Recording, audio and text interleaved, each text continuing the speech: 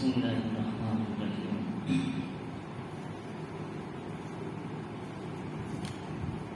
وَإِذْ قَالَ مُوسَىٰ لِقَوْمِهِ إِنَّ اللَّهَ يَأْمُرُكُمْ أَن تَذْبَحُوا بَقَرَةً قَالُوا وَتَتَّخِذُنَا هُزُوًا قَالَ أَعُوذُ بِاللَّهِ أَن أَكُونَ مِنَ الْجَاهِلِينَ.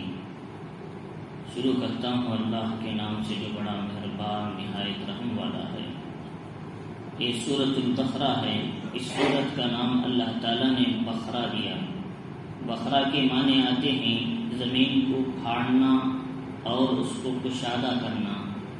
تو بقرہ اس وجہ سے اس کا نام بقرہ پڑا ہے. گائے کو کہتے ہیں بقرہ، عربی میں بقرۃن گائے. وہ زمین کو ہل چلاتی ہے اور کشادہ کرتی ہے، اس لیے اس کا نام بقرہ پڑ گیا. تو لہٰذا اس اعتبار سے گائے پہلے زمانے میں بھی ہل چلانے کے لیے گائے ہوتی تھی لکڑیوں سے، اور کوئی آج تو مشینیں ہیں. پہلے زمانے سے آدم علیہ السلام کے زمانے سے بھی لوگ اسی کے ذریعے سے ہل چلاتے تھے. تو چنانچہ اللہ تعالیٰ نے اس سورت کا نام سورۃ البقرہ جو دیا، اس کے پس منظر میں یہ آیتیں ہیں جو پڑھی جا رہی کہ اللہ کے نبی علیہ الصلوۃ والسلام نے فرمایا جس گھر میں سورۃ البقرہ تلاوت کی جائے 3 دن، فرمایا اس گھر سے شیاطین ختم ہو جاتے ہیں اور گھر خیر و برکت کا ذریعہ بنتا ہے. لہذا جہاں بھی لوگ پریشان ہیں جگہوں کے اعتبار سے، گھروں کے اعتبار سے، فرمایا اس سورت کی تلاوت کثرت سے جاری رکھیں. اللہ تعالیٰ اس جگہ کے غلط اثرات کو بھی ختم فرما کر شیاطینی اثرات کو نکال کر وہاں خیر و برکت کے فیصلے فرماتے ہیں. لہذا اس لیے اس سورت کا اہتمام کرنا چاہیے. یہ سورت 2.5 پارے کے قریب ہے اور ذرا پڑھنے میں وقت لگتا ہے، لیکن بہت ہی بڑی سورت قرآن مجید کی مطولات جسے کہتے ہیں 7 آیت سورتیں بڑی بڑی ہیں، ان میں ایک پہلی سورت ہے. اللہ نے اس کو بہت بڑی سورت بنایا. اب فرمایا کہ اللہ رب العزت نے اس سورت کا نام سورۃ البقرہ جو دیا اس وجہ سے کہ حضرت موسیٰ علیہ السلام کے زمانے میں ایک آدمی تھا عامیل جس کا نام تھا، بڑا مالدار تھا. اس کا ایک بھتیجا تھا.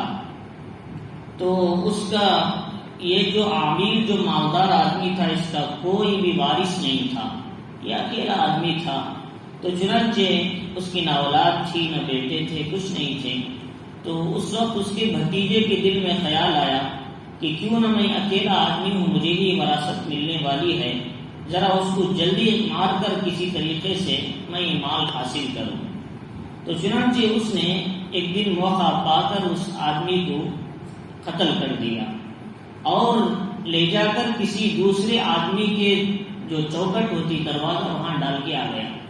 صبح ہوئی تو لوگوں میں اختلاف ہونے لگا، بھئی آخر کس نے اس کو مارا ہے؟ مالدار آدمی تھا، اچھا آدمی تھا، اس کو کس نے مارا ہے؟ تو لوگ ایک دوسرے پر ڈالنے لگے. گھر والے نے انکار کیا، میں نے اس کو قتل نہیں کیا. تو اب اسی صورت میں حضرت موسیٰ علیہ السلام کے پاس گئے لوگ کہ کیا کیا جائے اس سلسلے میں، اللہ سے دعا کیجیے کہ کوئی حل نکل جائے. تو اللہ موسیٰ علیہ السلام نے دعا کی، اے اللہ اس کا حل عطا فرما.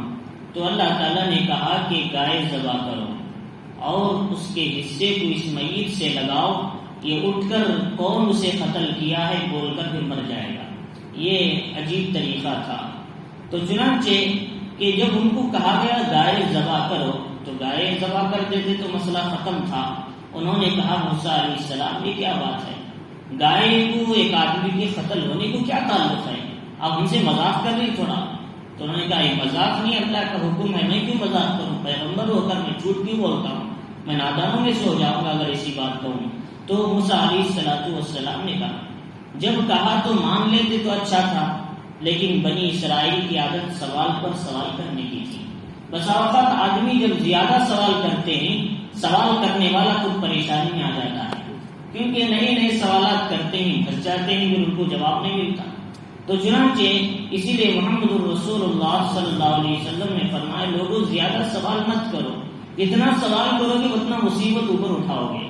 کیونکہ حضور صلی اللہ علیہ وسلم کے زمانے میں عکاشہ بن محصن ایک صحابی تھے. انہوں نے حضور صلی اللہ علیہ وسلم نے جب کہا وَلِلَّهِ عَلَى النَّاسِ حِجُّ الْبَيْتِ مَنِ اسْتَطَاعَ إِلَيْهِ سَبِيلًا، اللہ کے لیے لوگوں پر بیت اللہ کا حج کرنا فرض ہے جو وہاں تک پہنچنے کی طاقت رکھتے ہیں۔ یہ آیت آئی تو انہوں نے پوچھا افی کل عام، اللہ کے نبی کیا ہر سال حج کرنا ہے؟ تو اللہ کے نبی نے کچھ نہیں کہا۔ پھر دوسری بار سوال کیا، پھر تیسری بار سوال کیا، نبی نے فرمایا نہیں، لیس فی کل عام۔ فرمایا اللہ کے نبی نے کہ تم نے جو بار بار مجھے سوال کیا اس سلسلے میں، اگر میں ہاں کہتا تو امت پر ہر سال حج فرض ہو جاتا۔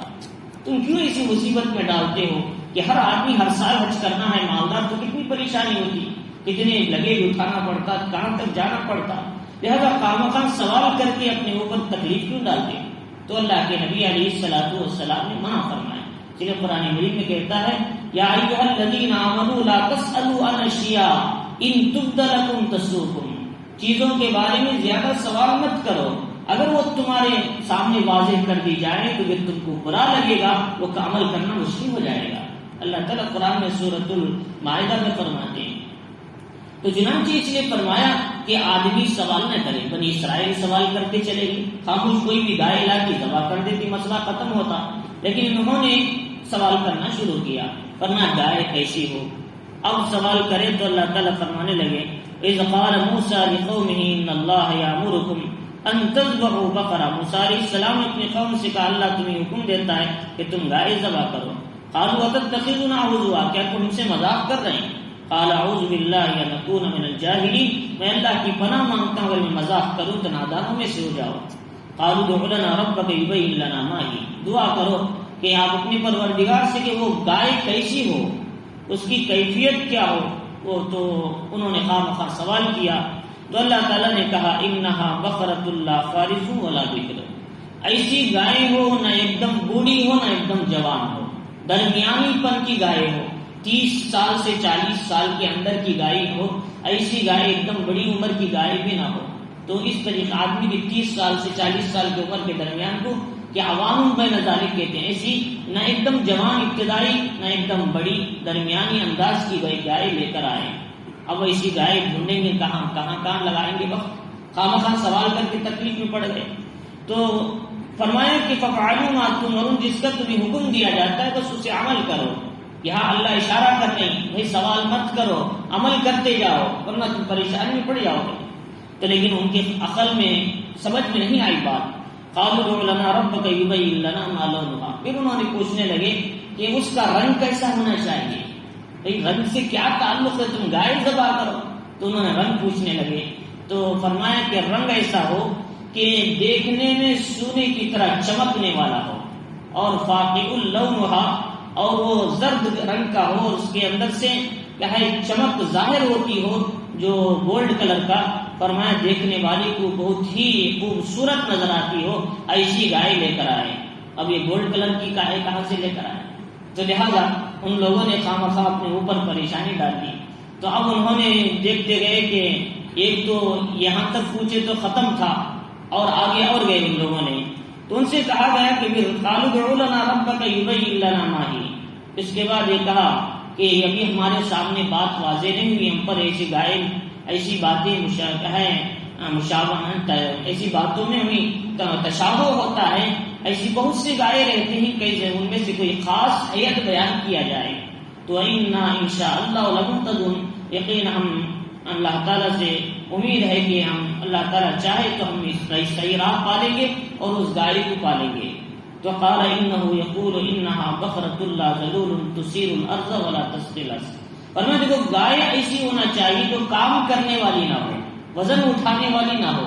تو آج کل تو گائے یعنی بیل بٹی کے لیے گائے لگاتے ہیں، یا بھی تو بیل وغیرہ، یا پھر تو زمین میں کیا ہے ہل چلانے والی نہ ہو، یا پھر کہ کھیتوں کو پانی ڈالنے والی نہ ہو۔ پہلے زمانے میں لوگ کیا ہے رسی سے پانی بوڑی میں چھوڑتے، گائے پھرتی تھی تو پانی باہر آتا تھا، نیچے گرتا تھا، تو اس طریقے کا چلتا۔ فرمایا ایسی گائے بھی نہ ہو جو پانی سیراب کرنے والی کھیتوں کو، ایسی بھی نہ ہو کہ وہ ہل چلانے والی ہو، ایسی بھی نہ ہو کہ کام کرنے والی نہ ہو۔ اب ایسی کوئی سی گائے ہے جو کام نہیں کرتی ہے؟ تو لہٰذا اب انہوں نے خواہ تکلیف پہ پڑ گئے۔ مسلمۃ لا شیۃ فیہا، تو اس بے داغ ہو، اس میں کسی قسم کا داغ نہ ہو۔ اسی لیے علماء اکرام نے لکھا ہے مسلمۃ لا شیۃ بات آئی، اگر کسی کے جسم پر داغ ہیں جو نہیں ختم ہوتے اس آیت کے کثرت سے پڑھ کر دوا میں دم کر کے لگانے سے اللہ تعالیٰ اس کے داغ کے مچوں کو ختم فرما دیتے ہیں. مسلمۃ لا شیۃ فیہا، اتنی آیت ہے چھوٹی. اللہ فرمائی ایسی جو بے داغ ہو صحیح سالم. اس آیت کے برکات ایسے ہیں جو اس کو پڑھ کر دم کر کے لگا دیتے ہیں، اللہ اس کے جو داغے ہیں یا پھر سفید یا کوئی چیز جو اس کے پھنسیاں ہیں یا پھر اس طریقے سے اللہ اسے بے داغ بنا دیتے ہیں، صاف بنا دیتے ہیں. تو چنانچہ قالوا الآن جئت بالحق، فرمایا کہ اب حق واضح ہو گیا. اب ان کو سمجھ میں آئے کہ اتنی مصیبتیں اٹھانے کے بعد کہ کلر والی گائے اور ایسی کام نہ کرنے والی بوڑھی نہ ہو، یہ تین صفات کی کہاں سے لائیں گے؟ فرمایا فذبحوها وما كانوا يفعلون، وہ ان کو ذبح کرنے کے قریب بھی نہ تھے. اس کیفیت میں تھے وہ لوگ، کشمکش میں تھے کیا کرنا چاہیے. خامخواہ انہوں نے سوال کر کے پریشانی اٹھا لی، خاموش گائے ذبح کرتے تو اچھا تھا. اب یہ گائے کہاں ملے گی؟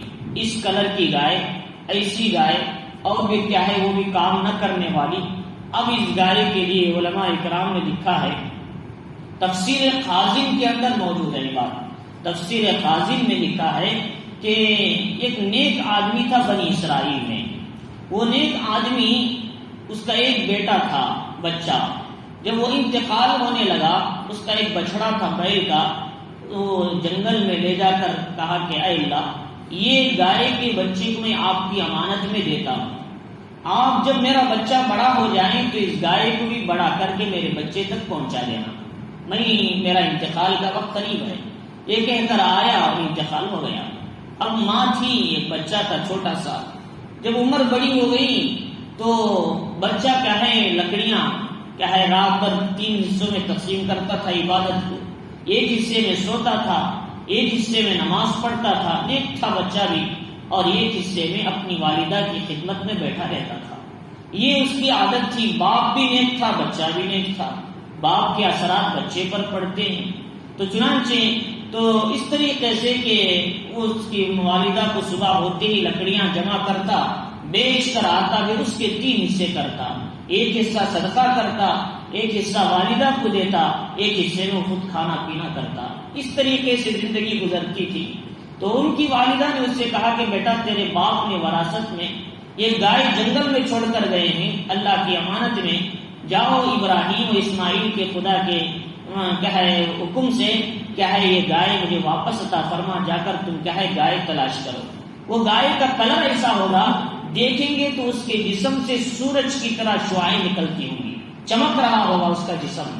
چنانچہ وہ گئے جنگل میں، انہوں نے نام لے کر پکارا تو گائے سامنے آئی اور انہوں نے اس کو دیکھ لیا، اس کی علامتیں پہچان لی اور لے کر کیا ہے آنے لگے. تو گائے کہنے لگی مجھ پر سوار ہو جاؤ، تم کیوں بیٹھے ہو؟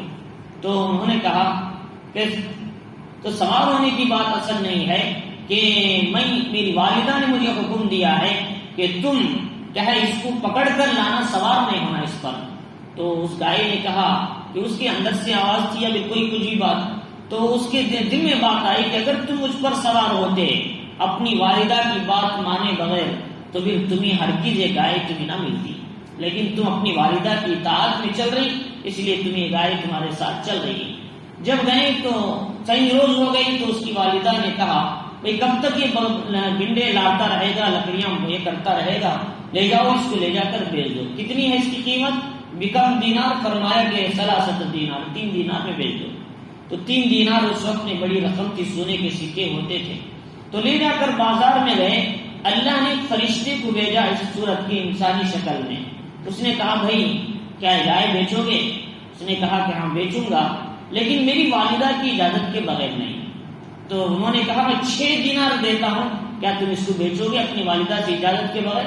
اس نے کہا نہیں، جب تک والدہ اجازت نہیں دیتے، اگر سونے کے بدلے بھی دو تو میں اس کو دینے کے لیے تیار نہیں، اس کے بدل سونا بھی دو. تو چنانچہ پھر گئے، پوچھ کر آیا تو انہوں نے کہا بیچ دو جب صحیح بات ہے 6 دینار میں. تو انہوں نے کہا کہ لیکن اب بھی اپنی والدہ کی پھر اجازت کے بعد ہی سے بیچے. اس نے کہا بھائی اجازت لینے کی ضرورت کیا ہے، 12 دینار میں بیچو مجھے. اس نے کہا اس سے تیار نہیں ہے. آخر انکار کر دیا. ان کو پتا چلا کہ یہ کوئی اللہ کا فرشتہ یا کوئی آزمائش ہے. تو ان سے پوچھو جا کر. ان کی ماں نے کہا کہ کیا یہ گائے کو بیچنا ہے یا نہیں؟ تو انہوں نے کہا کہ بھائی یہ گائے کو ابھی مت بیچو، اس گائے کے خریدار بنی اسرائیل کو لوگ آئیں گے، تمہیں بڑی قیمت دینے والے ہیں۔ تو چنانچہ انہوں نے بول کر چلے گئے، فرشتہ تھا۔ اس کے بعد وہ لوگ آئے، تلاش کرتے کرتے کرتے اس آدمی کے پاس، انہوں نے اس گائے کے جسم کا جو کھال ہے، جو اس کے وزن کے برابر سونا تول کر دیا۔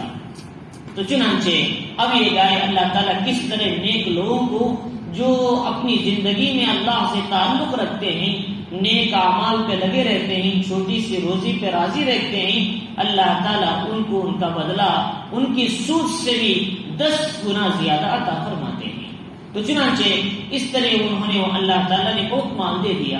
اب وہ گائے لائے، کلر والی تھی، خوبصورت تھی، لا کر ذبح کیا، اس کے حصے کو لے جا کر دم وغیرہ کو مقتول سے لگایا جو قتل ہو گیا تھا۔ وہ اٹھا، فوراً میرا قاتل میرا بھتیجا ہے بول کر نیچے گر گیا، وہیں انتقال ہو گیا پھر دوبارہ۔ تو چنانچہ اللہ رب العزت نے فرمایا دیکھو ہم کس طریقے سے مردہ انسان کو جس کا خون بہ رہا تھا مر کر، ہم اسے دوبارہ زندہ کر کے کس طرح ہم اس کے قاتل کی گواہی دلاتے ہیں، کیا ہماری قدرت پر ایمان نہیں لاتے؟ یہ بنی اسرائیل سے کہا۔ تو چنانچہ انہوں نے جب اس کو معلوم کیا تو اس کے بعد کہا گیا کہ اب اس کا 1 روپیہ بھی اس کے بھتیجے کو نہیں ملے گا، اس لیے کہ اصول یہ ہے جو بھی آدمی اپنے کسی وارث کو قتل کرتا ہے، شریعت یہ کہتی ہے وہ وراثت سے محروم ہو جاتا ہے، اسے وراثت نہیں ملتی جو قتل کرنے والا ہے۔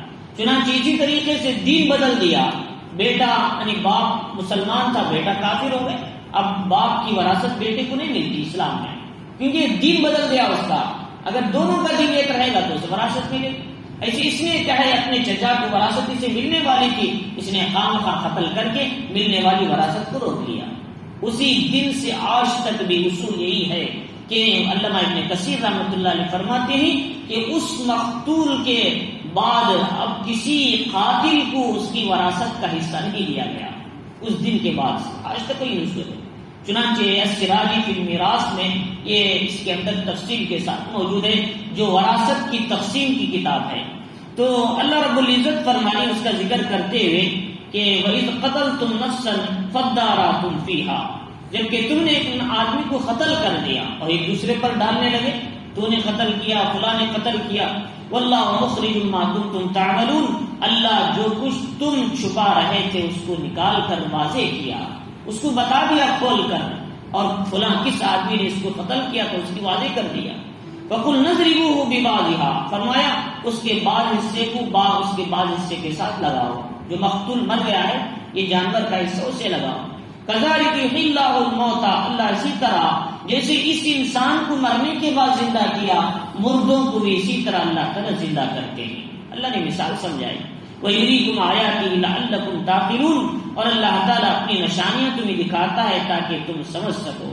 تو اللہ رب العزت نے اس سورت کا نام سورۃ البقرہ رکھنے کی اصل وجہ یہی ہے کہ اس میں گائے والوں کا واقعہ ہے۔ گائے والوں نے جو کیا ہے زیادتی کی، یعنی بنی اسرائیل نے جو زیادتی کی خواہ سوال کر کے تکلیف اٹھائی، اور اس کی وجہ سے اس سورت کا نام سورۃ البقرہ پڑ گیا۔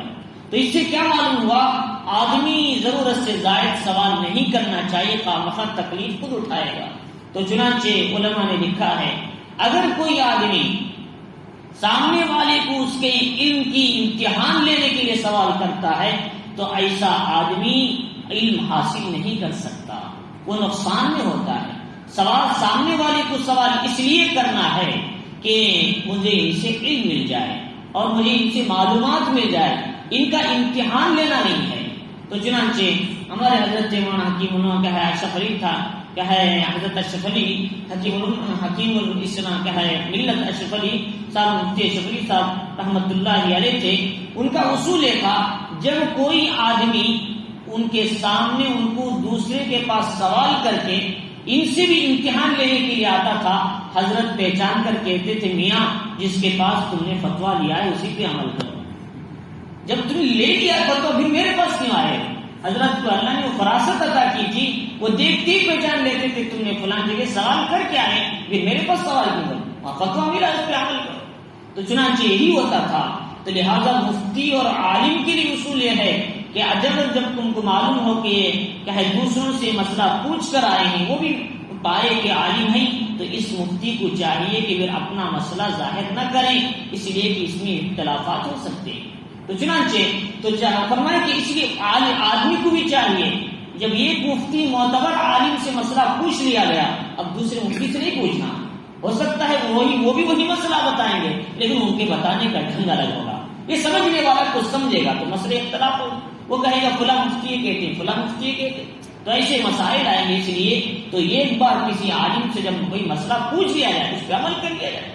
تو چنانچہ اللہ رب العزت یہ فرمانی کہ انہوں نے خامخواہ سوال کر کے مسائل میں اختلاف کر ڈالیے۔ ثم قست قلوبكم من بعد ذلك فهي كالحجارة، اب ان لوگ نہیں مانے، بنی اسرائیل یہ کہنے لگے ایسی کوئی بات نہیں کہ یہ تو معمول ہوتا ہی ہے، انہوں نے اللہ کی قدرت کا انکار کیا۔ اللہ نے کہا کہ اس کے بعد تمہارے دل سخت ہو گئے اتنے کہ فہی کالحجارہ، پتھر کی طرح بن گئے۔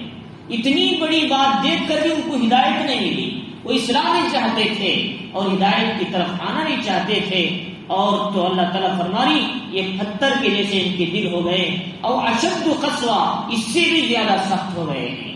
ان کے دل ایمان لانے کی طرف مرنے کے بعد زندہ ہونے پر ان کا یقین نہیں ہے۔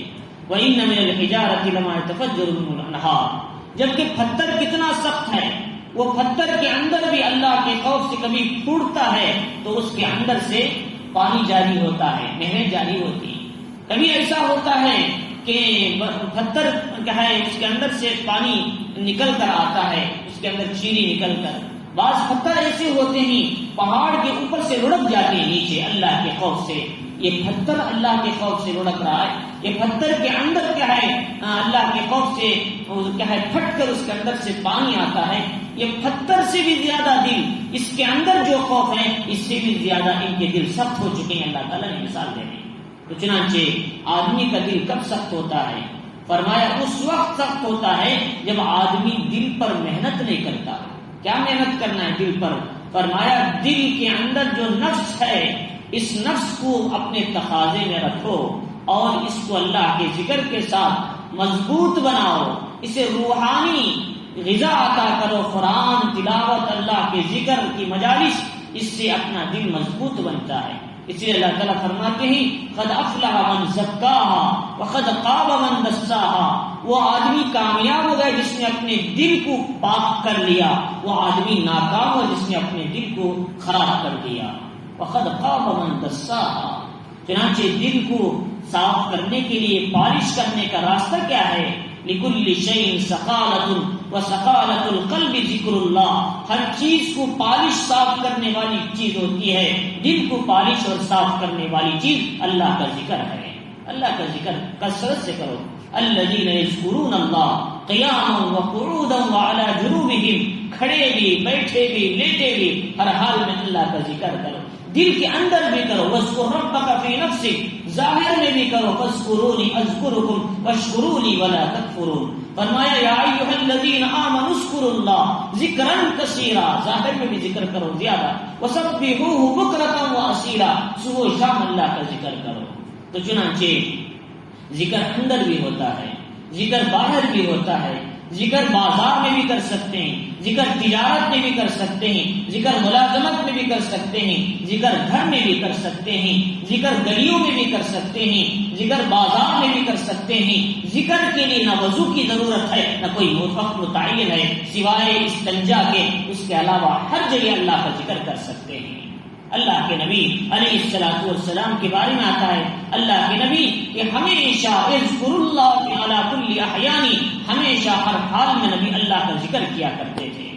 تو چنانچہ ہمیں چاہیے کہ اللہ کے ذکر سے ہمارے دلوں کے اندر کی کدورت کو ختم کریں، دل کی قساوت کو ختم کریں، سختی کو ختم کریں۔ جب دل سخت ہوتا ہے آدمی خدا کے سامنے پہنچ کر بھی اسے آنکھوں سے آنسو نہیں نکلتے، راتوں میں اٹھتا ہے لیکن جب کوئی اللہ کی آیتوں کے پڑھتے نہیں ان کے دل کے اندر اللہ کے حکم کے اس پڑھنے پر آنکھوں سے آنسو نہیں آتے، سخت بن جاتا ہے۔ تو چنانچہ سمجھو کہ ہمارا دل سخت ہو چکا ہے اس دل کے، اسی لیے جب اللہ والے قرآن مجید پڑھتے تھے، کوئی دین کی بات سنتے تھے، ان کی آنکھوں سے ایسے آنسو جاری ہوتے تھے کہ کوئی آج ان کا قریبی رشتہ دار دنیا سے چلے گیا ہے، اس طرح رویا کرتے تھے۔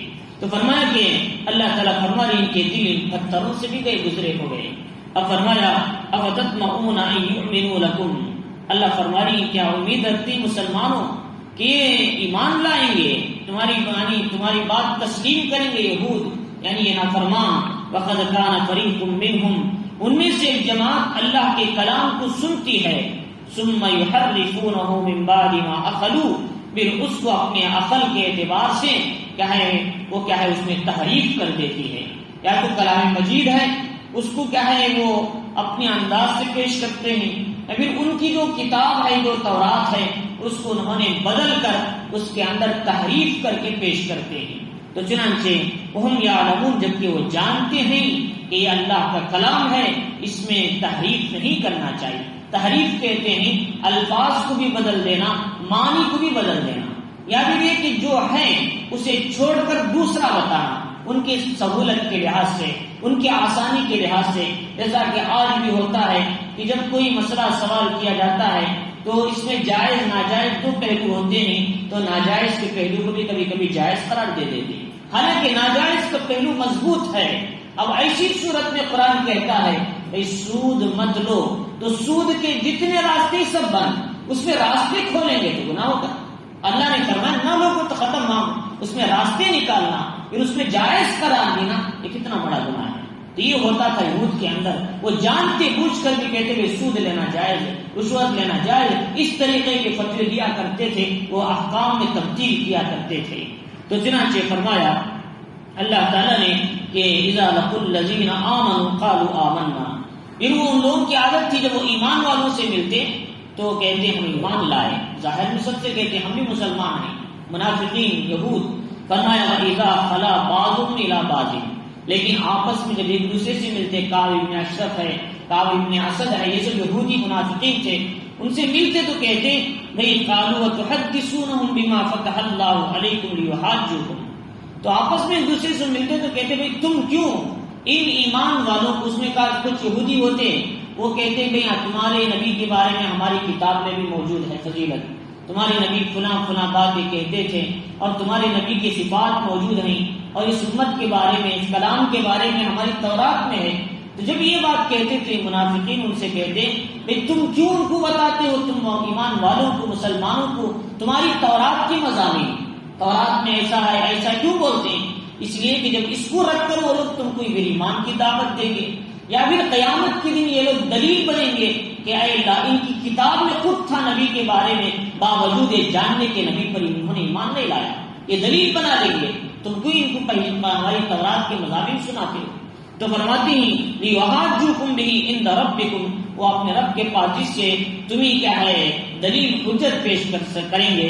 افلا تعقلون، کیا تم نہیں سمجھتے؟ تو چنانچہ یہ سب یہود کی عادت تھی. یہود حضور صلی اللہ علیہ وسلم کو ایسا جانتے تھے جیسے اپنے بیٹوں کو جانتے ہیں.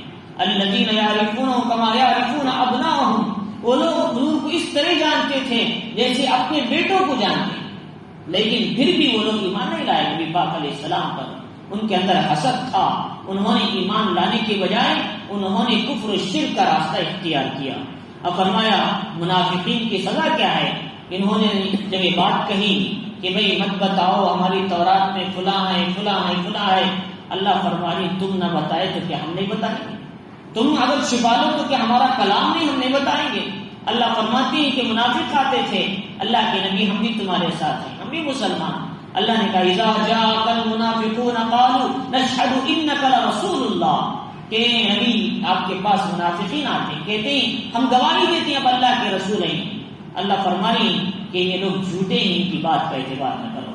انك لرسول اللہ یعلم، کہا انك لرسول واللہ یشہد انہم لکاذبون، اللہ گواہی دیتا ہے. اس زبان سے تو بولتے ہیں لیکن دل میں ان کا اقرار نہیں آپ رسول ہیں، صرف زبان سے بولتے ہیں. تو صرف زبان سے بولنے سے آدمی کامیاب نہیں ہوتا، دل کے اقرار ہونا ہے اور اندر سے اقرار کے ساتھ ہی آدمی مومن بنتا ہے. تو چنانچہ اللہ تعالیٰ نے فرمایا اولا یعلمون ان اللہ یعلم ما یسرون وما یعلنون، اللہ فرمائی کہ لوگ نہیں جانتے، اللہ ان باتوں کو بھی جانتا ہے جو چھپاتے ہیں، ان کو بھی جانتا ہے جو ظاہر کرتے ہیں. اللہ کی ذات ہر انسان کے ساتھ ہوتی ہے ہمیشہ، اللہ کا علم انسان کی شہرت سے بھی زیادہ قریب ہے. نحن اقرب الیہ من حبل الورید. اللہ فرماتے ہیں کہ تم 3 ہوتے ہیں چوتھا تمہارے ساتھ اللہ ہوتا ہے, تم 2 ہوتے ہیں تیسرا تمہارے ساتھ خدا ہوتا ہے, تم 4 ہوتے ہیں 5واں تمہارے ساتھ خدا ہوتا ہے, تم جہاں کہیں بھی رہتے ہیں اللہ تمہارے ساتھ ہوتا ہے. اللہ فرمائے سورہ مجادلہ میں. تو چنانچہ اس لیے یہ نہیں سوچنا کہ اللہ نہیں دیکھ رہا ہے, اللہ نے کہا ہمیں نہیں جان رہا ہے, اندر کی پوشیدہ سے پوشیدہ بات کو بھی اللہ جانتا ہے. اسی تم والی حضرت لقمان نے کہا تھا بیٹا ایک دانہ ایک ذرہ بھی اگر ساتوں زمین کے نیچے رہے ساتوں آسمانوں کے اوپر رہے اللہ اسے بھی نکال کر لاتے ہیں. یا بنی انہا ان تکو مثقال حبۃ من خردل فتکن فی صخرۃ او فی السماوات او فی الارض یأتی بها اللہ ان اللہ لطیف خبیر. اللہ باریک بھی ہے اور خبر رکھنے والا ہے. اللہ تعالیٰ فرمائے تو چنانچہ انسان کچھ بھی کرے اللہ دیکھتے ہیں. اس کا نام استحضار ہے. یہ استحضار جس انسان کے دل میں آ جاتا ہے سمجھو انسان جو کام بھی کریں گے اللہ فوراً ہی اسے وہ استحضار جو ان کے دل میں رہتا ہے وہ آ کر ایسا ٹکر دیتا ہے بھائی تم جو کام کر رہے ہیں غلط کام کر رہے ہیں ذرا پیچھے آ جاؤ. اسی کو کہتے ہیں نفس لوامہ. یہ نفس لوامہ جب بنتا ہے ٹکر دیتا ہے تم جو کام کر رہے ہیں کیا ہے وہ کام ذرا غلط ہے, تم نے غلط کام کر لیا. کرنے کے بعد بھی بولتا ہے, کرتے وقت بھی اسے احساس ہوتا ہے. اسی لیے محمد الرسول اللہ صلی اللہ علیہ وسلم سے پوچھا ایمان کی علامت کیا ہے؟ آدمی کامل مومن ہے ایمان والا ہے تو فرمایا کہ تیری نیکی تجھے خوش کر دے اور تیری برائی تجھے غمگین کر دے تو سمجھ تو ایمان پر موجود ہے. تو لہذا آدمی جب کوئی غلط کام کرتا ہے تو تکلیف ہوتی ہے, تو اور اچھا کام کرتا ہے تو خوشی ہوتی, یہ ایمان کی علامت ہے. تو چنانچہ اس لیے فرمایا کہ آدمی استحضار مع اللہ کو لانا ہے. اور اس کے بعد فرمایا کہ وَمِنْهُمْ أُمِّيُّونَ لَا يَعْلَمُونَ الْكِتَابَ إِلَّا أَمَانِيًّا. ان میں سے وہ لوگ جو امی ہیں جو نہیں جانتے یہود میں سے جو صرف کتاب کو وہ نہیں جانتے سوائے امیدوں کے, یعنی ان کی بتائی ہوئی باتوں کے ان کے جھوٹے مضامین کے بس اسی کا ان کو علم ہے, وہ اس کی حقیقت کیا نہیں جانتے. آج تک جو ان کے پاس کتاب ہے جو تلمود جسے کہتے ہیں یہود کے پاس اس پوری کتاب کی اصلیت آج تک کسی کو پتا نہیں ہے. وہ یہ سمجھ نہیں اللہ کی کتاب ہے, حالانکہ تلمود اللہ کی کتاب نہیں, وہ تو ٹرانسلیشن ہے اور 800 سال کے بعد کو لکھی گئی کتاب ہے اپنے دلوں کی خواہشات کا. وہ کتاب کیسے ہو گئی؟ تلمود وہ اپنی انسانوں کی یہود کی خواہشات کا نظریہ ہے, اس میں فحش باتیں ہیں, اس میں بے حیائی کی باتیں ہیں, اس میں انبیاء پر اعتراضات کیے گئے, ساری باتیں اس کے اندر ہیں. تو پھر وہ کتاب کیسے بن گئی؟ لیکن جو پڑھ رہے ہیں سمجھ رہے یہ بھی کتاب ہے, جو پڑھ رہے ہیں وہ سمجھ رہے یہ بھی کتاب ہے, حالانکہ کتاب نہیں وہ ان کے خواہشات کا مجموعہ ہے. اور آج جو عیسائی بائبل کہتے ہیں وہ بائبل کون سی کتاب ہے؟ اس کو جنہوں نے لکھا ہے 4 حصے کہ جیسے یوحنا ہے, اسی طریقے سے مرقس ہے, تو یہ جو 4 حصے اس کی تو وہ 4 کے 4 حصے بھی ان میں سے ایک حصے پر بھی خود بائبل کا جو بڑا پادری ہے اس کی تشریح کرنے والا وہ کہتا ہے ان میں سے کسی باب میں بھی صحت نہیں ہے, سارے مضمون غلط ہے اس میں, اور ایک باب میں ہزاروں غلطیاں ہیں. اس کتاب کو کیسے صحیح مانے؟ تو چنانچہ فنون القرآن کے مقدمے میں حضرت سید قدرت اللہ شاہ حسینی رحمۃ اللہ علیہ باقوی انہوں نے اس کو بڑی تفصیل سے مضمون سے ذکر کیا ہے. تو چنانچہ فرمائیں کہ تو اللہ تعالیٰ فرمائیں کہ یہ جو پڑھ رہے ہیں لوگ جو کتاب یہ بس ایک امید ہے, امیدیں کا مجموعہ ہے, وہ یہ سمجھ رہے جو ان پڑھ ہیں ان کے اندر فرمایا انہم الا یظنون, بس وہ اٹکل کی باتیں ہیں جو انہوں نے پیش کر دیا ہے. فویل للذین یکتبون الکتاب بایدیہم, بس وہ لوگ جو ویل ہے جہنم ہے ہلاکت ہے ان لوگوں کے لیے جو کتاب کو اپنے ہاتھ سے لکھ دیتے ہیں. مثلا جیسا کہ انہوں نے لکھا تلمود لکھا یا بائبل لکھا تو انہوں نے اپنی طرف سے ایک مضمون لکھ دیتے ہیں اور کہتے ہیں کہ کوئی آ کر پوچھتا ہے نہیں کوئی مسئلہ ہے ہمارا جو بتاؤ, اٹھا کر کہتے ہیں دیکھو یہ کتاب ہے, یہ مضمون ہے کس کا؟ تورات کا, اس کے حساب سے عمل کرو. تو چنانچہ اپنے ہاتھ سے لکھ کر کہتے ہیں کہ اللہ کا کلام ہے اور پھر اس سے پیسے لینے لگتے ہیں.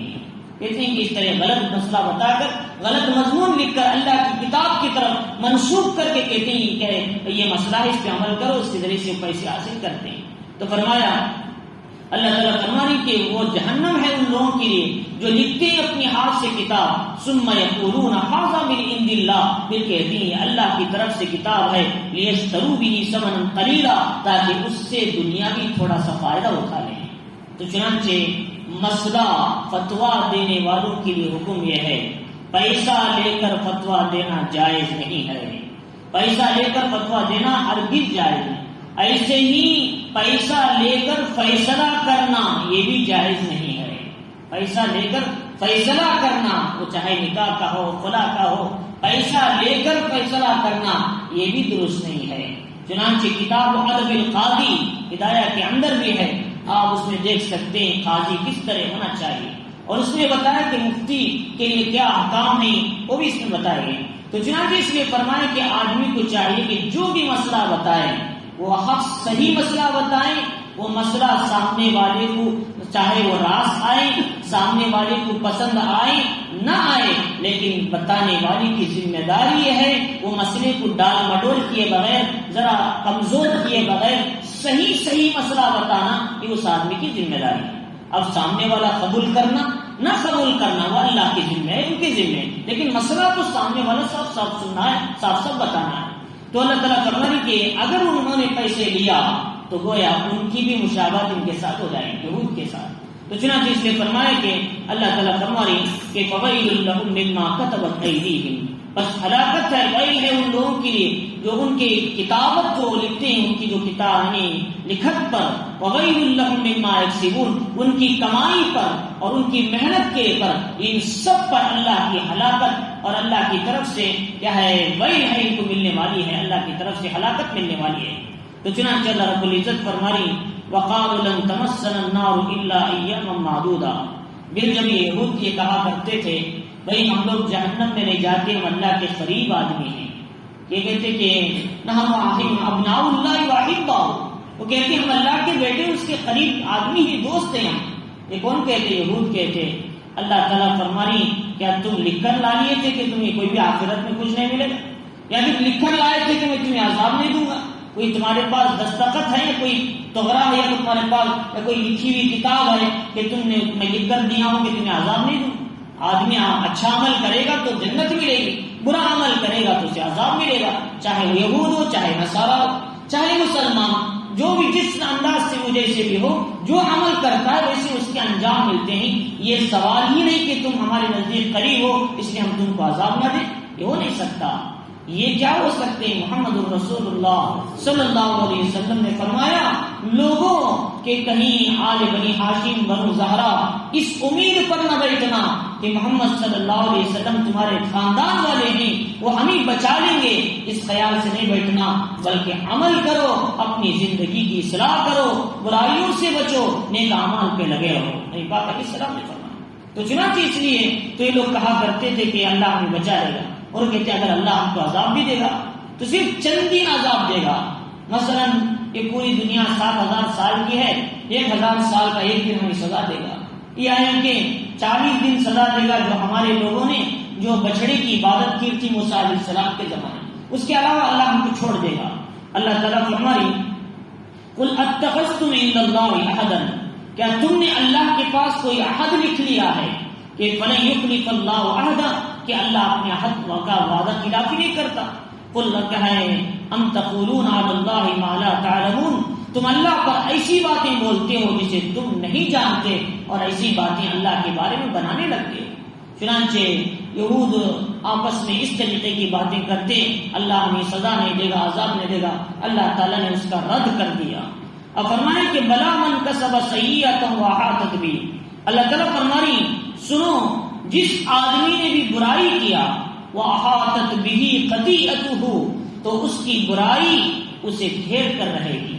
جس نے جو آدمی بھی جو عمل کیا اس کا اثر تو اسے مل کر رہے گا، یا تو جلدی ملے گا کبھی لیٹ سے ملے گا، جلدی ملے گا تو اس کا نقصان ہوگا، کبھی لیٹ سے ملے گا تو لیٹ سے بھی نقصان ہوگا۔ لہذا جلدی ملے گا تو انسان توبہ کی توفیق ملے گی، لیٹ سے ملے گا تو انسان کو توبہ کی توفیق ملنا بھی مشکل ہو جائے گی، کیونکہ اسے سمجھ میں نہیں آئے گا کہ بھائی شاید اس کو بھی کوئی مصیبت یا پھر زمانے کے حوادث سمجھیں گے۔ تو چنانچہ اللہ والے کہتے ہیں بھائی گناہ ہوتے ہی فوراً توبہ کرو، ہو سکتا ہے اللہ تعالیٰ گناہ کو معاف فرما دے. اور اسی لیے نبی پاک علیہ السلام نے فرمایا تم جہاں کہیں بھی رہو اللہ سے رہو، اتقوا اللہ حیث ما کنتم. دوسرا واتبعوا الحسنۃ علی السیئۃ، جب بھی برائی ہو جائے فوراً نیکی کرو، وہ برائی تمہارے سے صاف ہو جاتی ہے. جیسی ہو گئی مثلا کوئی گناہ ہو گیا، مثلا یوں سمجھو بازار میں ہم نے کسی کے پیسے میں گڑبڑ ہو گئی، یعنی پیسے دینا تھا کم دے دیا، یعنی کہ ہم نے اسے دھوکہ دے دیا، غلطی ہو گئی، فرمایا فوراً اٹھا کر صدقہ کر دو کسی کو تاکہ اس برائی کے اثر اس سے ختم ہو جائے. یہ جیسا تم سے گناہ ہوا ہے ویسا ہی صدقہ، ویسا ہی نیک عمل کر کے اس برائی کو مٹا دو. نبی پاک علیہ السلام نے فرمایا. اور فرمایا کہ لوگوں کے ساتھ اچھے اخلاق کے ساتھ پیش آؤ. 3 باتیں نبی نے بتائی سبھی سے. تو فرمائے کہ اللہ تعالیٰ فرمائے کہ جو آدمی برا عمل کرے گا برائی کا اثر تو اسے ملے گا، لیکن لیٹ سے ملے گا تو اس کا اثر اسے پتہ نہیں چلے گا. فرمایا اولئک اصحاب النار، یہ لوگ دوزخ والے ہیں، ہم فیہا خالدون، اس میں ہمیشہ ہمیش رہیں گے. اللہ رب العزت نے اس کے بعد بتایا والذین آمنوا، لیکن جو لوگ ایمان والے ہیں نیک عمل کرتے ہیں، اولئک اصحاب الجنہ، یہ جنت والے ہیں، ہم فیہا خالدون، وہ اس میں ہمیشہ ہمیش رہیں گے. تو جہنم والے بھی ہمیشہ ہمیش جہنم میں رہیں گے، جنت والے بھی ہمیشہ ہمیش جنت میں رہیں گے. پھر جہنم میں کون ہمیشہ ہمیش رہیں گے؟ فرمایا جس نے شرک کیا ہو، جس نے اللہ کے ساتھ کسی اور سے ہونے کا یقین بھی بنا لیا ہو. مثلا اولاد فلاں بھی دیتے ہیں، مثلا بگڑی فلاں بھی بناتے ہیں، اس طرح کی کوئی بات اللہ کے ساتھ خاص ہے، کسی اور آدمی سے بھی اس کو ثابت کر لیا ہو، ان سے اعتقاد رکھ لیا ہو، فرمایا اللہ فرماتی ہیں یہ جہنم میں ہمیشہ ہمیش رہے گا. لیکن جس نے کلمہ پڑھا ہے اس کے گناہ سمندر کے برابر ہو گئے، پہاڑوں کے برابر، اور اس کا کوئی انتہا نہیں ہے. اللہ فرماتے ہیں کہ تم کو بھی میں ایک نہ ایک دن جہنم سے نکال کر جنت میں داخل کروں گا. ہمیشہ ہمیش نہیں رہو گے. صرف کافر ہمیشہ ہمیش رہیں گے، صرف مشرک ہمیشہ ہمیش رہیں گے. جن کا عقیدہ صحیح ہے، پکا خدا پر ایمان رکھتے ہیں، گناہ ان کے بہت ہو گئے ہیں، اللہ جب بھی ان کو نکال کر جنت میں داخل فرما لیں گے. تو چنانچہ اس لیے عقیدے کو صحیح بنانا ہے. بنی اسرائیل کا عابد کتنا گناہ کیا تھا اس نے، اور لوگوں نے تنگ آ کر شہر کے باہر پھینک دیا تھا. اس کی وفات کا وقت آیا، اس نے اللہ سے مانگا اے اللہ میرے دائیں کوئی نہیں، میرے بائیں کوئی نہیں، میں مر رہا ہوں، میری توبہ قبول فرما. اگر تو معاف کرے گا تیری شان میں کچھ کمی نہیں آئے گی، اور معاف نہیں کرے گا تیری مقام میں کوئی بلندی نہیں آئے گی. اے اللہ معاف فرما. اللہ نے معاف کر دیا، دنیا سے چلے گیا. اللہ نے موسیٰ علیہ السلام کی طرف وحی بھیجی، اور اللہ تعالی الی موسیٰ علیہ السلام فرمایا ان ولیا من اولیائی قد حضرت الوفات، میرے ولیوں میں سے ایک ولی کو وفات ہو چکی ہے، جاؤ اس کا کفن دفن کرو اور اس کا انتظام کرو، اور کہو کہ جن کے گناہ زیادہ ہیں اس کی نماز جنازہ پڑھے، ان کے گناہوں کو بھی معاف کر دیتا ہوں. تو اللہ رب العزت نے کس طرح بنی اسرائیل کی اتنے بڑے گنہگار کو معاف کر دیا، اپنے آغوش رحمت میں لے لیا. جب لوگ آ کر دیکھے کہ کون اللہ کا ولی ہے، فرمایا جب دیکھا تو پتہ چلا وہی بڑا گنہگار تھا. لہذا وہ الرجل الفاسق الذی، کہ وہ وہی فاسق گنہگار آدمی ہے جس کو نفس ہم نے نکالا تھا اور کہاں شہر سے من بلد. فرمایا کہ اے اللہ یہ کیا بات ہے، اس نے کہا یہ تو ہمارا گنہگار آدمی. اللہ نے کہا یقیناً ایسی بات ہے، لیکن اس نے آخری وقت میں جو میرے سامنے سچی پکی توبہ کیا موت آنے سے پہلے تو چنانچہ میں نے اس کے گناہوں کو معاف کر دیا. اور اس نے جب مجھ سے مغفرت طلب کی، اس خدا میری عزت کی قسم اگر وہ صرف اپنی مغفرت مانگا، پوری زمین والوں کی مغفرت طلب کرتا تو میں اس سب کو بھی معاف کر دیتا. اللہ کے نبی علیہ السلام نے وہاب ابن منبہ اس پوری روایت کو بیان کرتے. تو چنانچہ فرماتے ہیں کہ اللہ تعالیٰ گناہوں کو معاف فرما دیتے ہیں، گنہگاروں کو معاف فرماتے ہیں. مایوس نہ ہو لیکن شرک نہ کریں، اللہ سے پکا عقیدہ بنا لیں. اللہ سے ہوتا ہے، ہر کام اللہ سے ہوتا ہے. اور محمد الرسول اللہ صلی اللہ علیہ وسلم کے طریقوں میں 100% ہماری نجات ہے، اس یقین کے ساتھ زندگی گزارو۔ اللہ فرماتی ہے دو جو لائے گا، ایک پاسپورٹ ہوگا، ایک کیا ہے ویزا ہوگی۔ تو جنت کی ویزا کیا ہے؟ لا الہ الا اللہ ہے، جنت کا پاسپورٹ محمد الرسول اللہ صلی اللہ علیہ وسلم ہے۔ اللہ کہیں گے جنت میں انٹر ہو جاؤ۔ یہ دو چیزیں اپنی مضبوط بنا لینا ہے۔ تو چنانچہ اللہ رب العزت آگے فرما رہے کہ وَإِذْ أَخَذْنَا مِيثَاقَ بَنِي إِسْرَائِيلَ لَا تَعْبُدُونَ إِلَّا اللَّهَ۔ اللہ فرما رہے ہم نے بنی اسرائیل سے عہد لیا تھا کہ لا تعبدون الا اللہ، کہ تم صرف اللہ کی عبادت کرو گے۔ لیکن بنی اسرائیل نے کیا کر دیا؟ بچڑے کو خدا بنا لیا۔ اللہ نے عذاب بھیجا کہ ایک دن میں 70,000 بنی اسرائیل کو قتل کیا گیا بچڑے کی عبادت کرنے پر۔ 70,000 بنی اسرائیل قتل کیے گئے۔ تو چنانچہ اللہ رب العزت نے فرمایا جب تم اللہ کی عبادت کرو گے تو دوسری ذمہ داری یہ ہے، فرمایا وَبِالْوَالِدَيْنِ إِحْسَانًا، ماں باپ کے ساتھ حسن سلوک کیا کرو۔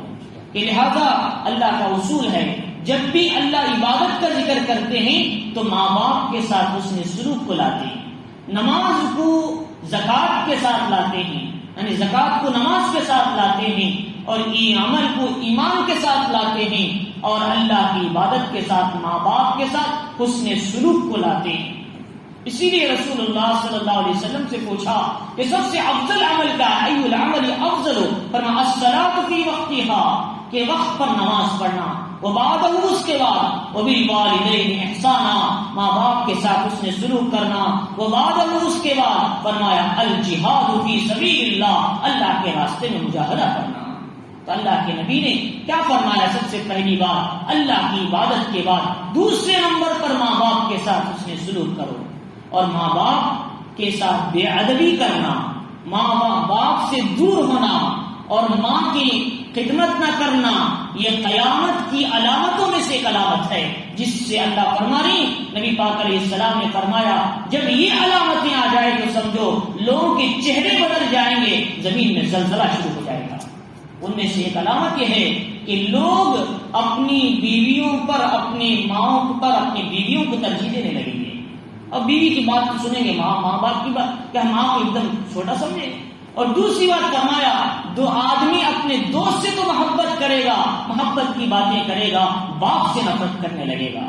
فرمایا یہ وہ علامت ہے اللہ اپنے عذاب کو اتارنے میں دیر نہیں کرتے۔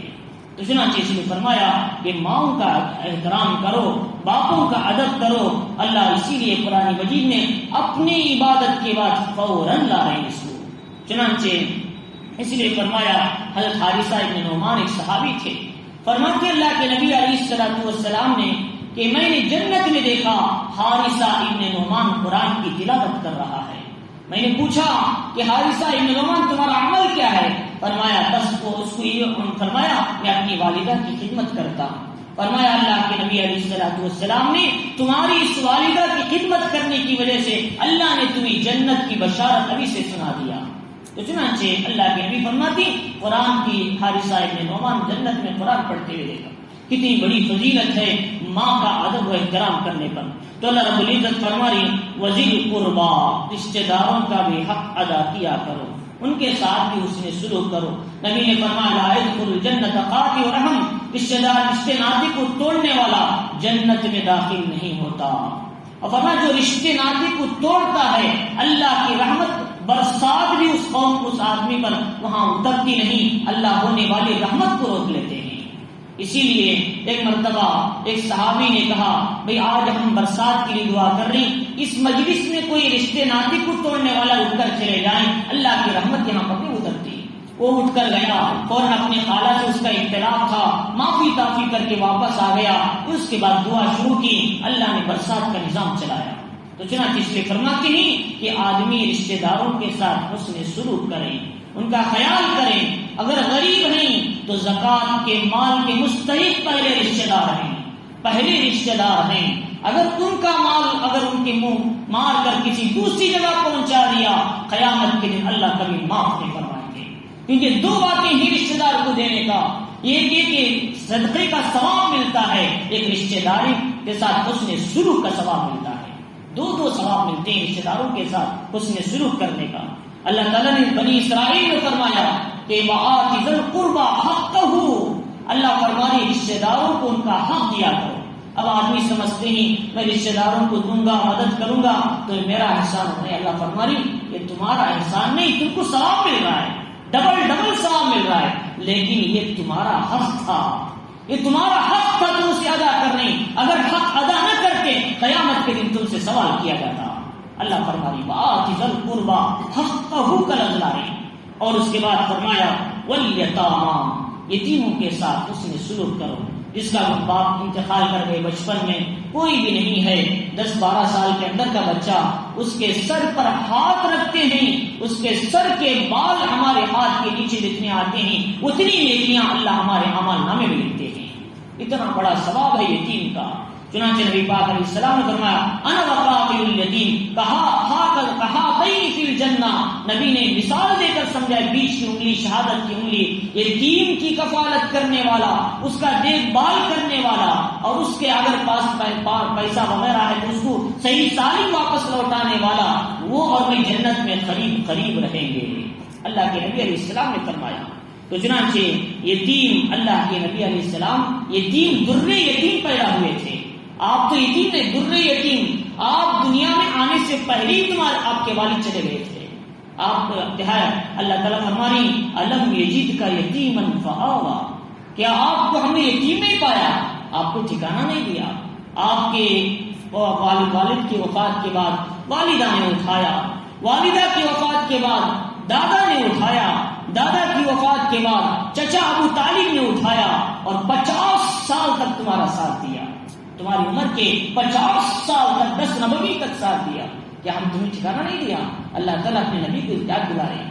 تو چنانچہ اللہ رب العزت فرما رہے ہیں یتیموں کو ان کا حق دیا کرو، والمسکین، مسکین کو بھی دو۔ مسکین اسے کہتے ہیں کہ اس کے پاس پیسے تو ہے لیکن اس کی ضرورتیں پوری نہیں ہو رہی، پریشان ہے، بچوں کے لیے، بیوی کے لیے، شادی کے لیے، آہستہ سے اٹھا کر لے جا کے اس کے ہاتھ میں زکوٰۃ کا مال دے دو تاکہ وہ اپنی ضرورتوں میں خرچ کر سکیں۔ یہ ہمارے پاس انٹرسٹ کا پیسہ ہے، یہ پیسہ ہمیں کھانا جائز نہیں ہے، اٹھا کر بغیر ثواب کی نیت کے پہنچا دو تاکہ وہ غریب اپنی کمزوری میں استعمال کر سکیں۔ اگر ہم کھائیں گے اس کا 1 روپیہ، اللہ کے یہاں اس کا جواب دینا پڑے گا، ہمارا پیسہ نہیں، وہ غریبوں کا مستحق ہے، کیونکہ وہ دوسروں تک جانا تھا، اس کا کون مالک ہے پتہ نہیں، اب فرماتی اسے غریبوں میں صدقہ کر دو اور بغیر ثواب کی نیت کے۔ تو چنانچہ فرماتی مسکین کو دیا کرو، فقیر اسے کہتے ہیں 1-1 روپے کو روڈ میں لے کر جمع کر لیتے ہیں، شام ہوتی تھیلی بھر لیتے ہیں، فقیر۔ لیکن مسکین وہ آدمی ہے جو ضرورتیں ہیں اس کی لیکن ضرورتیں پوری نہیں ہوتی اور پوچھنا بھی نہیں چاہتا آدمیوں سے اور شرم محسوس کرتا۔ اللہ فرمانے للفقراء الذین احصروا فی سبیل اللہ، ان لوگوں کو دو جو غریبوں میں جو پوچھ نہیں سکتے لیکن اپنے دل کے اندر ہی اپنی خواہشات کو دبائے رکھتے ہیں، دیکھنے والا ان کو مالدار سمجھتا ہے لیکن وہ اندر بہت ہی غریب ہوتے ہیں۔ اللہ تعالیٰ فرمایا وقولوا للناس حسنا، اور لوگوں کے ساتھ حسن سلوک سے پیش آؤ، اچھے انداز کے ساتھ۔ حضرت عطا سے ایک آدمی نے، عمر بن طلحہ نے کہا کہ کیا بات ہے تمہارے پاس ہر قسم کے لوگ آتے ہیں، بیٹھتے تم ان کے ساتھ اچھا رویہ اختیار کرتے ہیں، لیکن میرے پاس آتے ہیں تمہیں ان کو کبھی جھٹ سے غصے میں آ جاتا ہوں، کوئی بات بول دیتا ہوں۔ حضرت عطا نے کہا بھائی کبھی غصہ نہیں ہونا، ان سے اچھی بات نرمی کے ساتھ سمجھانا۔ اللہ فرمانی وقولوا للناس حسنا، لوگوں کے ساتھ اچھائی کے ساتھ پیش آؤ، نرم بات کہو۔ اللہ تعالیٰ فرماری کہ اللہ استقیموا الصلاۃ، نماز پڑھو، وآتوا الزکاۃ، زکات دیا کرو، ثم تولیتم الا قلیلا، اور پھر تم میں بہت سے لوگ کیا ہے پیٹ پھیرتے ہیں مگر بہت کم تعداد میں، ثم تولیتم الا قلیلا میں، اور تم میں سے کچھ لوگ پھر بھی یہ نصیحتوں کو نہیں مانتے، پیٹ پھیر لیتے ہیں، وانتم معرضون، اور اعراض کرنے لگ جاتے ہیں۔ اللہ رب العزت نے ان آیتوں کے اندر پہلی بات تو یہ بتائی کہ سورہ بقرہ کی ان ابتدائی جو ان آیتوں میں کہ اللہ رب العزت کی ذات ایسی ہے، کوئی بھی چیز چھپا کر کی جاتی، انسان اسے کتنا بھی چھپانا چاہے اللہ اسے ظاہر کر کے رکھ دیتے ہیں۔ جیسا کہ بنی اسرائیل میں وہ قاتل نے اپنے چچا کو قتل کر کے چھپ گیا، کہیں اٹھا کر ڈال دیا، اللہ نے اس کو ظاہر کر دیا، اس کا قاتل کون ہے، اس کا گناہ اس کو مل گیا ہے۔ اور اللہ تعالیٰ نے فرمایا کہ اس کے بعد جو قاتل تھا وہ اپنے مال وراثت سے محروم بھی ہو گیا۔ اور اس کے بعد دوسری بات بتائی کہ بنی اسرائیل کی طرح خامخواہ سوال مت کرو، سوال جن کو تمہیں جو حکم دیا اس پہ عمل کرو. سوال کرو گے اگر وحی کا زمانہ ہوگا تو اللہ بھی اس پر فرض کر دیں گے تو تمہیں وہ عمل کرنے میں مشکل ہو جائے گی. اس لیے فرمایا جیسا حکم دیا ویسا عمل. بنی اسرائیل کو حکم تھا گائے ذبح کرو، وہ گائے ذبح کرنے کے بجائے پوچھنے لگے کلر کیسا ہونا، اس کا طاقت کیسی ہونا، وہ جانور کا کس کیفیت کا ہونا، یہ سب ضرورت کیا ہے. خامخواہ ضرور یہ سب پریشانی اٹھا کر ان کو بہت مصیبت اٹھانی پڑی. اور اس کے بعد یہ فرمایا کہ تیسری بات یہ بتائی، اس کے باوجود بھی ان کو ہدایت نہیں ملی، ان کے دل سخت پتھر کی طرح ہو گئے. اللہ فرمائی کہ یہود جو نصارہ ہیں یہ کبھی ایمان لانے والے نہیں ہیں، لیکن یہ لوگ صرف ظاہر میں تو اسلام کا اظہار کرتے ہیں لیکن اندر سے کفر چھپا رہے ہیں. اللہ فرماتی یہود ایسے تھے جو اپنے ہاتھ سے مضمون لکھ کے کہتے یہ اللہ کی طرف سے آیا ہے، پھر اس سے تھوڑا سا دنیا کا مال کما لیتے تھے. اللہ فرمائی اس کا سزا ان کو جہنم ملنے والی ہے. اللہ نے پھر فرمایا کہ دیکھو نیک عمل کرنے والوں کے لیے ہمیشہ جنت ہے. فرمایا عبادت کرو، والدین کے ساتھ اس میں سلوک کرو، رشتہ داروں کا خیال کرو، یتیموں اور مسکینوں کو کھلاؤ ساتھ دو، وقولوا للناس حسنا، اچھی بات کرو، نماز قائم کرو، زکات دو. فرمایا کہ اس پہ عمل کرو اور اس میں بھی اگر اعراض کر لیے تو اس کا نقصان تمہیں دنیا اور آخرت میں ہوگا. نبی پاک علیہ السلام نے حدیث بتائی کہ بیواؤں کی کمزوروں کی ضرورت میں لگنا، رات بھر عبادت کرنے، دن بھر روزہ رکھنے، اللہ کے راستے میں جہاد کرنے کی طرح ہے.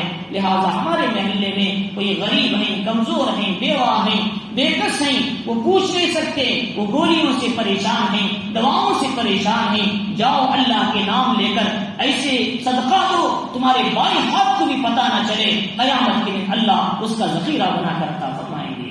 اللہ رب العزت اس کو بہت پسند کرتے ہیں. اللہ تعالیٰ ہم سب کو ان آیتوں کو سمجھنے، اس پر عمل کی توفیق عطا فرمائے.